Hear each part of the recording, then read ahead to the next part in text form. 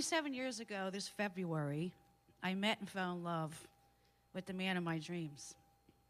He is and always was meant for something special in life. Being one of 7 children, being born as a middle child, I also knew what it was like to compromise and knew I also was meant to help people in life. So together, we started our life. In 27 years, we've grown together. We decided we were both meant for something better than just business, but also helping people along the way. So together, we created something special for everybody to help them along their way and help people achieve success and happiness as God has blessed us both with. And I believe that being given a gift is something that is meant to be shared. So I hope you will enjoy and learn that there's always another way. I'm proud to introduce the love of my life and my best friend, Mr. Tony Sama.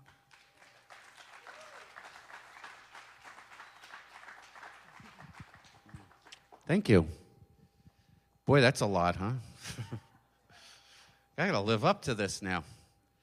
What a great day today, right? Inauguration 2009, new beginnings, as Pastor Ron McCaskill would say. You're right on track. And that's exactly what this book was written about. I'm Tony Sama. I was born in Perth Amboy, New Jersey. And somehow we found our way to Florida when I was young, down in the Palm Beach area. My life has a lot to do with this book because at a young age, I was kind of gifted. I was gifted with the ability to enjoy life. And you can read that in the book that I wrote. It's a wonderful, wonderful thing never to have to worry about where, if I wanted to play golf during the day, I'd go out to the golf course. If I wanted to go and go to the beach, there was a place called Lac Keel Club that was down in Lantana. It's now the Ritz-Carlton Hotel. I would bring all my friends, and my father would pay for it. Great life, right? 13 years old, I had a boat. It was his boat, but, at Gunlax Marina in Lantana, I'd call him up. Here I am, 13, 14 years old, calling Gunlax, put my boat in the water. I learned at a young age just kind of how to get along. We grew up pretty quick back then.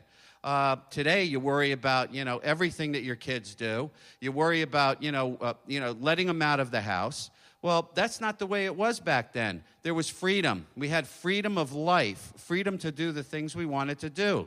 And these were some of the reasons that I wrote this book. It's a wonderful, wonderful thing to have, and you can have it again. But I identified over the many years, I am basically a business and tax advisor, and I do a lot of accounting work for people. I do a lot of, tax preparation. I do a lot of life guidance, is what it boils down to. It's almost like being a psychiatrist sometimes with people. And I identified through all the people over the many, many years of doing this type of work that there were the same questions being asked over and over and over again. And it's just, I started sounding like a broken record, about health, wealth, success, travel, tax. Those are the 5 quests. So finally I said, what a simple thing to do is? I just write a book. And as soon as people start going there, you never feel like that? Here we go again. They're going there. I just hand them the book and say, here, read it. It's a beautiful thing to be able to just say, here, read this, then I'll get back to you. And if you don't agree with it, that's fine. You have your right and your opinion. But this is what I found that works for somewhat everyone in balancing your life. And if you take these 5 quests and the guidance that I give you in the book and you work on them one at a time, you will be able to balance your life. That is my secret. And it just doesn't have to do with just money. It's a number of different things that have to do with balance of life. How many people out there have met people with a lot of money, but they're miserable? How many people out there have met people that have all the time in the world, but they don't have money, and they're miserable? Well, the key is basically just leveraging time and money together and then finding out what makes you happy. That's the simplicity of it. But we all sit there and chase our tail and just come out, every once in a while and say, I'm not happy. Why? Well, it's time to wake up. Let's go ahead. I'm going to start, explaining some of the book that we have here about the 5 quests. There's basically a little presentation that I put together tonight for everyone. And the first slide is, it's your movie. There's a guy I met many years ago. His name was Larry Levine. And the one thing that he really left an impression on me, and this was way back now in the early 90s. You know, I look at it now, it's like, that was yesterday. But the early 90s. He came along and he said, and one of the things he believed in is that everybody in life is going through their own movie. You're projecting your movie through your eyes. Everybody has this reel going. It's their screenplay. It's their blockbuster movie. You can change the actors. You can change the scenes. You can change the screenplay anytime you want. But it's your movie, okay? You have control over it. So if you want the movie just to continue playing and everybody else to have control over it, God bless you. You're going to let everybody have control over it. But if you want to change what's going on, I mean, let's face it. Tomorrow, your movie is going to go ahead somewhere else than where my movie's going. My movie led me into this book. My movie led me into different business arrangements, into my beautiful wife and the life with her over the last 27 years. That's my movie. What is your movie? Where is it? It's your life. It's your health. It's your choice. Do what you think is right, but change it today. Can you answer this question? Very, very interesting question, by the way. Is what you're doing today going to get you where you want to be tomorrow? I ask myself that all the time. And you can answer that question. You're sitting right here. What's your answer? No, you don't have to tell me. But what's your answer? Answer it for yourself. And if it's not what you're doing today that's going to get you where you want to be tomorrow, then guess what? You're on the wrong airplane. You were in San Francisco and wanted to get on an airplane to basically New York. You ended up in Miami, all right? Because you're not on the right destination, because you're not doing the things that you want to do today. We're going to go ahead and watch a quick movie right now that you're going to really enjoy. It's basically a satire that was put on a nationwide TV and redone by a group of actors. So take a look at this movie real quick, and let's go ahead and run it.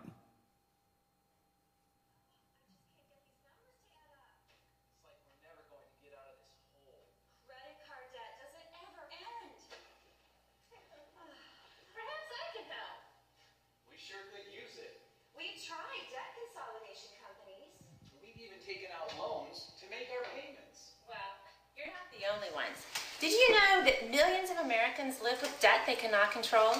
That's why I developed a new debt management technique. It's called Don't Buy Stuff You Cannot Afford. Let me see that. If you don't have any money, you should not buy anything. Sounds interesting. Sounds confusing. I don't know, honey. This makes a lot of sense. There's a whole section here on how to buy expensive things using money you've saved. Let me see that. And where would you go about getting this saved money? I tell you where and how in Chapter 3. Okay, what if I want something? Can I buy it if I don't have the money? No. Okay, well, let's say I don't have the money. Should I go ahead and buy it anyway? No. Now I'm really confused. It is a little confusing at first. Okay, what if you have the money? Can you buy something? Yes. Okay, take the money away. Same story? No. Okay, I think I've got it. So, let's say I go ahead and buy something and hope I have the money to pay for it later. No. First, you make sure you have the money. Then you buy stuff. Oh, then you buy it. But shouldn't I buy it before I have the money? No. Why not? It's in the book. It's only 1 page long. The advice is priceless, but the book is free. Wow, I like the sound of that. Yeah, we can put that on our credit card. Yeah. Sure. You can get out of debt now. Call for your free copy of Don't Buy Stuff You Cannot Afford. If you order right now, you'll also receive, seriously, stop buying stuff if you don't have the money. As a special one-time offer, we will give you free subscription to the members-only websites I Need to Stop Buying Things I Cannot Afford.com and I Can't Tell My Kids No.com. Hey, Dad, look, the new iPod came out. Can I get one? Well, son, do you have the money to pay for it? No! Well, sure. Sweet! Sweet! Call today. Visa, MasterCard, American Express, home equity, 90-day same as cash, not accepted. Thank you. How many people's lives are that? I mean, think about what we did. I mean, how many people out there have run things up on their credit cards? Why? Because the banks tell you to spend money, so does the government, right? They say, get the money, go spend it, because that's what keeps our economy alive. Then we spend it on credit cards that we're paying 30% interest for, or sometimes less if you're a good patron to the bank. And it's going to take us about 30 years to pay the credit card off, and then about a year to 2 years later, we take this stuff that we buy that we can't afford, we put it in a garage sale or out on eBay, and we get 10 cents on the dollar on it. That's really great financial planning, isn't it? But that's what we're brainwashed to do by the institutions, by the banks, by the media and advertisers. Just go on TV. How many times you see, buy it today, don't pay for it till 2009? How many times you see those types of ads? What do you think they want you to buy it for? Because if you don't pay it by January of 2010, guess what the interest is, and they're going to tack it all on. They know that they have probably a great chance that you're not going to pay it off, and they're going to get substantial amounts of interest. So anyway, next, there's an evolution going on here, by the way. And, you know, the question is, even with the media, the advertisers, the institutions, why do we refinance our house every 4 to 5 years? Does that make any sense to you? I'll just give you a scenario. Okay, as you saw, there's a company back there called You First. They will teach you how to pay your mortgage off in 12 years or less. Now, let's take myself. I decide to go with You First, and I go ahead and you know, I never promote companies up here, but I'm doing it. But You First has a product that I believe in. And what happens is I take a You First product. In 12 years, I pay my house off because I follow their system. Joe next door to me now refinances his house every 4 years. 12 years from now, we go ahead and find out my house is paid off. What does Joe owe on his house? He's probably even extracted equity at that point, and he owes more than he owed 12 years ago. Who's in a better position? And what did he really accomplish? That's what I'm saying. We are led down a road, and why do we do it? Because the banks tell you to do it. Why do you keep money in checking accounts? Because the banks and the media tell you, keep it in checking accounts, and that's okay. Because a checking account has a tremendous function if you utilize it correctly. But utilize it correctly. You know, don't keep substantial amounts in it, and a bank has a great service. I'm not downing banks. I'm just saying that they advertise, the media, which is very strong, and the media and advertisers together, they are just brainwashing us the wrong way because the government tells us to spend in an economy that's based on spending. And if we don't spend, our economy goes under. Sound familiar? What happened here? Think about it. Our economy went under because banks are not lending and people are not spending. So what we have to do is kind of figure out how we're all going to get back on track, make money, and spend it. That's the right thing to do. Why do we buy stuff on credit that it takes, 4 years or more to pay it off? It just doesn't make any sense. And then sell it for 10 cents on the dollar, like I explained to you before. We're just basically brainwashed by media. Next.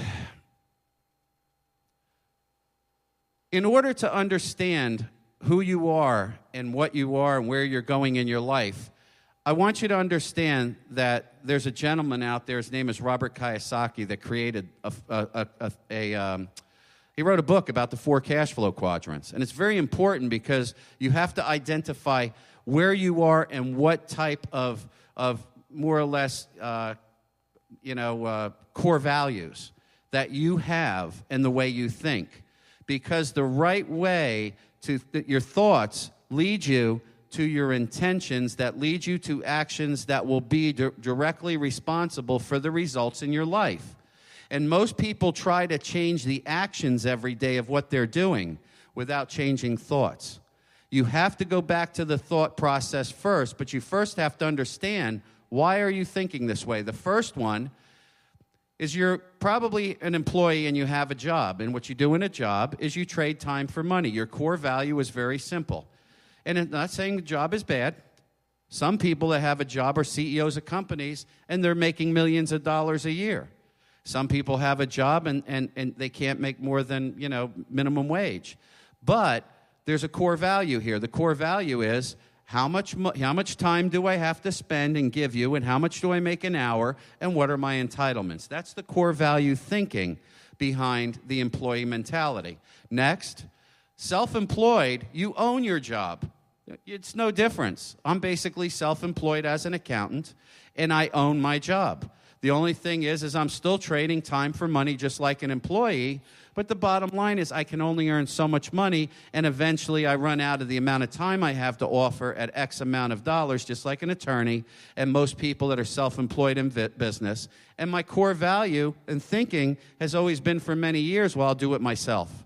Well, by yourself, you can't grow. So that's the wrong thinking. And I had to wake up somewhere along the line in that core thinking. It's okay to have a job, and it's okay to be self-employed, but what I'm saying is somewhere along the line, you want to move from this left side quadrant to the right of what I'm going to explain now, because this is where the money's being made. Second of all, business owner.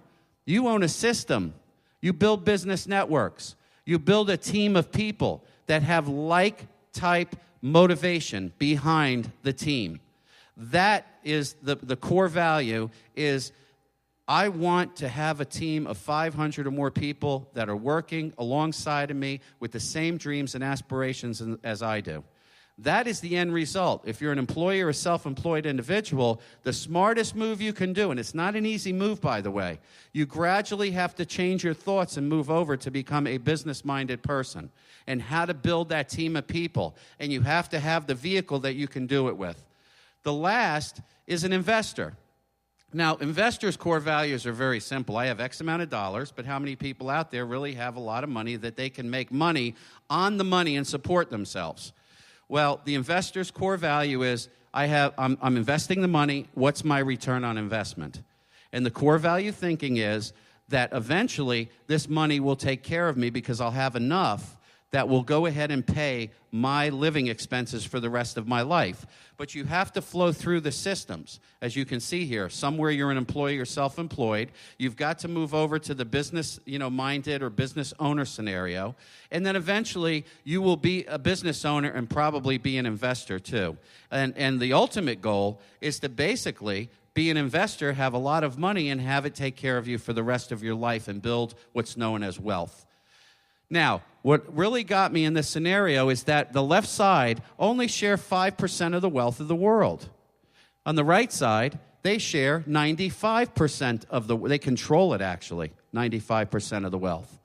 Now, here's the other ironic statistic in this. On the left side, 95% of the people are on the left side. 95% of population only control 5%. And on the right side, you only have 5% of the population that's controlling the 95% of the wealth. Now, you tell me where you want to be. So what I'm telling you right here is very simply by statistics that 9.5 people that you meet down there don't listen to, right? Think about it. How many people do you listen to all day long trying to tell you what to do with your life? I mean, I listen to it all day long. I mean, even my clients, they tell me what I'm supposed to be doing with my life. I don't listen to them. I listen to the less, really, it's less than 5% of the population. If you really want to know the statistic, 0.1% of the population of America make over $250,000 a year. Those are the kind of people you should start listening to. They're doing something different. Agreed? Next. And what is your definition of freedom for life? My definition is very simple. My mortgage is paid off. Maybe I have a car payment because I like toys. All my credit cards, all my debt don't exist. All I have are my general living expenses for electric, phone, food, water, clothing. And I have an income level of a minimum from that right quadrant of $10,000 a month coming in, whether I roll out of bed or not. Does that sound like you own your life at that point, and that's freedom? That's the goal. That is the goal for everybody in this room, should have that type of goal somewhere along the line. But it requires a thought process of 3 types of income strategies, and that's next. It's called the Income for Life Principles. You have to have income today, so that means you may be on the left side of the quadrant, right? You may be an employee or a self-employed individual while you're working for income tomorrow on the right side of the quadrant. So you can't just say, I quit my job and I'm going to be a business owner, right? You got to find 500 people that are going to join your team. Can you do that tomorrow? If you can do that tomorrow, guess what? Then jump all over it, because the bottom line is you're ready to go if you have 500 people. That's what Bill Gates did anyway. He found 500 people that joined his team, and he grew a business network. Sounds simple, doesn't it? But he had the vehicle. Too many people are trying to drive a Volkswagen to the moon. Ain't going to get there. You got the wrong vehicle. You need NASA, your team of 500, plus you need their engineering, the space shuttle, the rocket booster, whatever they put you up there in, and then you get up there, how are you going to land on the moon? What, are you just going to fly right into it? You better have the people that know what they're doing. It's called a system. You need the system, you need the team, you need the vehicle. Find the vehicle, whatever that vehicle is. There's a lot of people in here that have great vehicles out there. So take a look at what's going on around you. The secret to success is what you don't know that you don't know. Let me explain that real briefly to you, because until somebody explained it to me, I went, huh? I didn't understand what that meant. What you don't know that you don't know is the most important thing that you're ever going to learn in your entire life. Remember when you were a kid? You rode a bicycle? You were trying to ride a bicycle, right? See, now I can relate to somebody in here today. When you were learning to ride a bike, when you got on it, did you fall down? Heck yeah, you fell down. No problem. You get on that bike, and you know what? It just didn't do what it was supposed to do. You see all those kids riding the bike out there, right? And they're doing just fine. So you thought what you didn't know was going to help you to go ahead and get on that bike, didn't you? So you looked at them riding the bike, and you said, okay, well, maybe it's what I don't know, and I have to learn in order to get on that bike to make it ride. And you got on it again, and what happened? You fell down. That happened to me. I scratched myself all up, Then all of a sudden, you just said, I'm going to get on that bike. I'm going to do it. You got on that bike, and all of a sudden, the wheels just went. They were wobbling, and they went straight. What happened? It's what you don't know that you didn't know is about balance. All of a sudden, you learned something because you had perseverance to get on that bike. That's what this book is all about. It's about balance. It's about balancing the 5 quests of life. So, let's go ahead to the next one. Pull your head out of the sand. These are the 6 steps. This is in the book. You'll really enjoy it. Pull your head out of the sand. Number 1. Because if you're an ostrich and you keep sticking your head in the sand, nothing is going to change. What you're doing today is not going to get you where you're going tomorrow. So if you want to stick your head back in the sand, that's fine with me. But step 1 is pull your head out of the sand. Stop worrying. It really doesn't take a lot of money to go ahead and change your life. It takes change of thoughts. The money will come. Next. No. I wanted the next one. Yeah, I'm sorry. Determine your why. Why are you doing it? Why are you doing what you're doing? You have to have a strong enough why. Whatever that why might be, that is it's in your heart.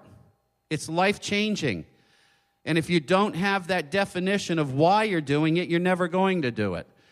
Okay, set some goals.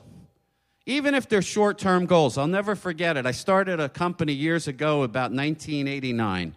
And my goals and my business plan was written on a yellow pad. It was 2 long legal-sized pages long. But that whole business plan created a company that did $125 million a year of business off of 2 sheets of yellow paper. But it was the right business plan. It made sense. I knew what I had to do to create, to build blocks. Everything you do in life, have you noticed it yet? It's like taking one block, learning it, putting another block on it, and then just keep building it. It's like building blocks. That's why I loved Legos when I was a kid. Okay, next, have a plan. That's a plan. Your goals give you the plan. Your thoughts lead you to intentions to actions. Next, seek counsel. Call NASA. They're going to get you to the moon. Find the people that are doing what you want to do with your life. It's called modeling. Follow after them. I mean, if I want to become a boxer, I'll follow the best boxer in the world. If I want to be an attorney, I'd follow the best attorney in the world. Modeling after people, all of a sudden, somehow, the environment that you surround yourself with, you become. Have you noticed that? Starts to rub off on you. You know, how many people here, guys especially, say, I can't believe it. I sound just like my father. What I hated when I was young, right? You become the environment that you grew up in. Now, you probably have some company. The key is to develop a team. Then the next key is to get the support system, and that's kind of what this book helps you do. And there's another book out there you should take a look at. It's called the 45-Second Presentation. It's for people that are involved in building a business network or building a marketing network, which we'll get into next. Okay? What is your plan? Okay? And we talked about this. If you want to arrive at a destination on an airplane, get on the right flight. If you don't, you end up in the wrong place. First of all, review your life. And these are just different segments out of the book that I've pulled out of here, just to kind of, show you what's in there. But it's really intense when you start reading it. I've been told by some people, they don't read the book, they're studying it. That's a compliment to me. I didn't mean for it to be that way. I wanted it simple reading. Somebody could go ahead and just change their life by applying the principles. But now they're studying this. So anyway, review your life. What are your wants of health, wealth, and success? Define it. Health is usually first. We'll go into that. Think a 2-year to 5-year plan when you design your plan. You're not going to change your life in 6 months. You're not going to be able to build a business or a business network and become a business owner and make that transition in a 6-month period. Some people can. You work real hard at it. It's possible. But most of the time, 2 to 5 years is what it takes to make that change in your life. And of course, learn that balance like riding that bike. The next thing we're going to do is I'm going to show you a movie. There's the 5 quests right there. It's called Health Quest, Wealth Quest, Success Quest, Tax Quest, and even Travel Quest.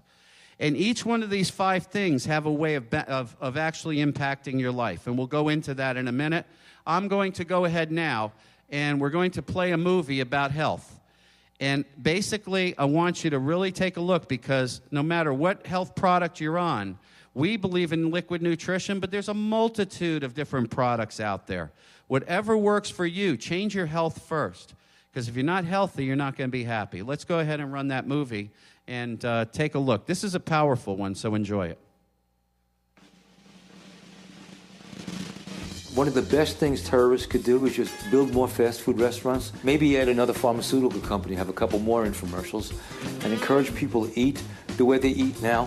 And everybody's going to be dead in 100 years. They can just walk right in, don't have to do a thing. Superstars, large fry, Big Mac, Coca-Cola, go on, man. Pick your poison. 1/4 of what you eat keeps you alive, and 3/4 of what you eat keeps your doctor alive. I used to get high for a living, eating on the bullshit food that sold me.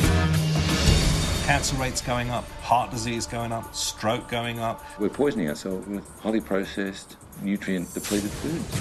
One of the major problems is what we do to the soil and the air and the water and everything we take in our food. We, for whatever reason, decided we're going to spray everything with every kind of pesticide, herbicide, larvicide, fungicide. We decided we're going to genetically modify things we don't know anything about. Can we actually improve what has already been created? And the answer is maybe, but not the way we've been doing it. If you want to know what's wrong, look down at the table. It's staring back at you. Think of it as chronic malnutrition, because because that's what's going on. But if we think we're going to go to the doctor and get a pill for everything, we've missed the whole point. We have been taught our whole lives to be consumers of modern medicine, which is pharmaceutical medicine.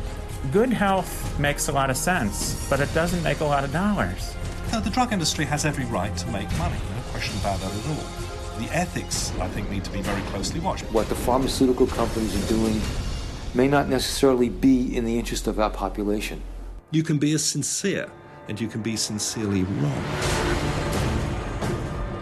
Approximately 106,000 Americans die from pharmaceutical drugs each year. And these are people who took the medication as directed. There's a lot more turning to alternatives because what's being done beforehand doesn't work. There is no magic bullet, but there is a lifestyle change that reverses serious chronic disease. It's cheap, it's simple, it's safe, it's effective. The solutions are here. They've always been here. Every single person in the world, every culture, every language, every person in the world knows it. You are what you eat. Food does matter. It's a choice. You don't have to be sick. That kind of sums it up, doesn't it? Strong. What you eat is what you are. So what you put in that mouth, I heard something a long time ago because, we used to go to Weight Watchers all the time. And they always said, fat on the lips is fat on the hips. Kind of makes sense. That was kind of one of their mottos. But food is definitely, in health, is very, very important. We want to get the health quest is the quest for your health. And, Paul Zane Pilsner says that basically this industry in health is going to be a multi-billion-dollar industry that produces more millionaires over the next few years, just in the health industry and wellness industry. Because people are starting to wake up, that you might as well eat the cardboard out of the freezer instead of the food that's in it, because there's more nutritional value in the cardboard if you read what's in the food you're eating. So you'll probably be safer to eat the cardboard. But why take liquid nutrition? I took liquid nutrition 3 years ago. There's a multitude of them out on the market. It saved my life. What a change. So, basically liquid nutrition, and there's many forms, will help you to go ahead and to get all the nutrients you need every day absorbed into your body. And when you're feeling healthy, maybe that's why I wrote the book, because I had all this extra energy or something. So anyway, health is important. It's number one. If you don't have your health, you can't have wealth. Okay? How many people you know out there that have the time and money to do whatever they want to do, but they lose their health? Next. Wealth is next. Wealth has to do with, basically eliminating debt. Get control of it. Get control of your mortgage. Take care of asset management, debt management, cash flow management. It's all in the systems of software systems that are out there, like You First, that you can go out, you can get control of your debt and your budget, and the system will help you do these things. You take care of that first, you're going to find out that making more money, you're probably making enough money right now in order to make you a multimillionaire within about 30 to 40 years through your working career. And if you get control at a young age and you do things correctly and you pay off your assets instead of refinance them and go through, pulling and extracting equity in order to buy stuff that you can't afford with money you don't have, and then you put it on credit cards, that is not the way out. That is a dead end. Next is success. And I love this statement, and I'm going to tell you a little story because I want to run through this relatively quick because, I don't want to bore you, with I want you to read the book. But success is not the key to happiness. Happiness is the key to success. There's a guy that has a video online that I watched. His name is Jack Canfield. And I watched this video, and he told us about a gentleman that was a multi-millionaire, and he wasn't happy. And so this multi-millionaire went out, and his wife says, well, you have all this stuff. Just buy new stuff. It'll make you happy. So he went out and bought new stuff. Guess what? It didn't work. Didn't make him happy. So what did he do? He went out and bought the Seattle Seahawks. Now you know who I'm talking about, if you know football. Didn't make him happy. So one of his friends one day called him up, and he said to him, he said, I'm going to Yugoslavia, Bosnia, Herzegovina, whatever it is over there. He says, I'm bringing over 500 wheelchairs that I'd like you to donate.